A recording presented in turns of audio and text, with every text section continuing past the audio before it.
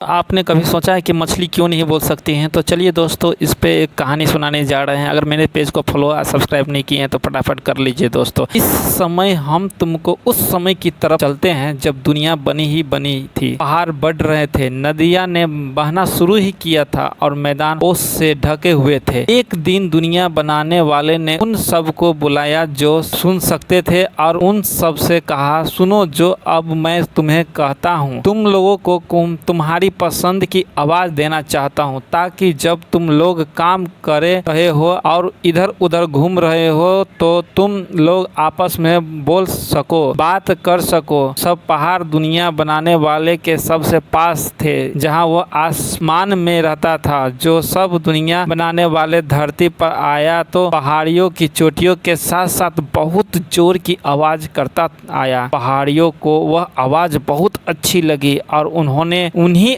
बादलों की सी गरज की आवाज़ में बोलना निश्चित कर लिया। इसीलिए आज पहाड़ जब हिलते हैं और धरती कांपती है तो हम उसी गरज की आवाज़ सुनते हैं दोस्तों। हवा भी बहुत ज़ोर से बोलना चाहती थी, पर वह ज़ोर से बोलना तो पहाड़ियों ने ले लिया था। जो हवा ने जब दुनिया बनाने वाले की सीट की और झुन की आवाज़ सुनाए तो हवा ने वे आवाज़ नकल कर ली। नदी को नदियाँ बनाने वाले की उंगलियों की हर्फ पर संगीत बजाने की आवाज़ सुनाई पड़ी तो उसने वह संगीतमय आवाज़ अपने बुलबुले उठने की आवाज़ में नकल करने।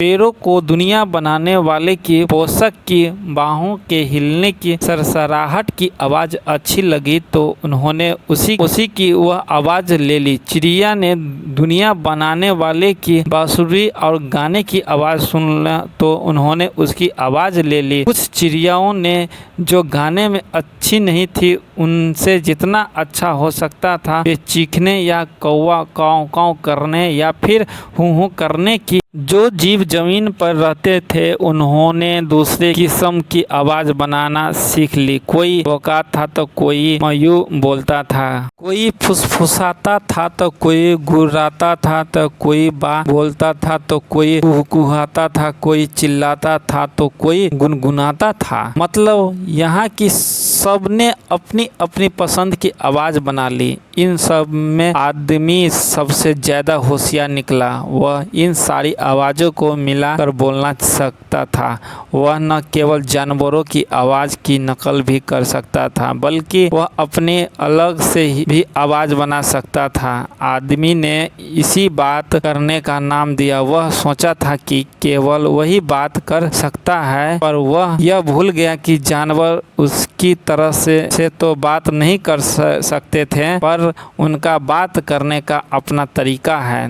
दुनिया बनाने वाला सबको आवाज़ देकर बहुत खुश था, पर समुद्र के जीव आवाज़ नहीं पा सके क्योंकि सारी किस्म की मछलियाँ पानी के अंदर थी। इसलिए उनको यही पता नहीं था कि उनके ऊपर धरती और आसमान में क्या हो रहा है। उन्होंने पहाड़ों को गिरते हुए देखा और उनके हिलने को महसूस किया। उन्होंने हवा को तेज भागते हुए देखा, पर वे उसकी सीटी की और झुनझुनाने की आवाज़ नहीं सुन पाई।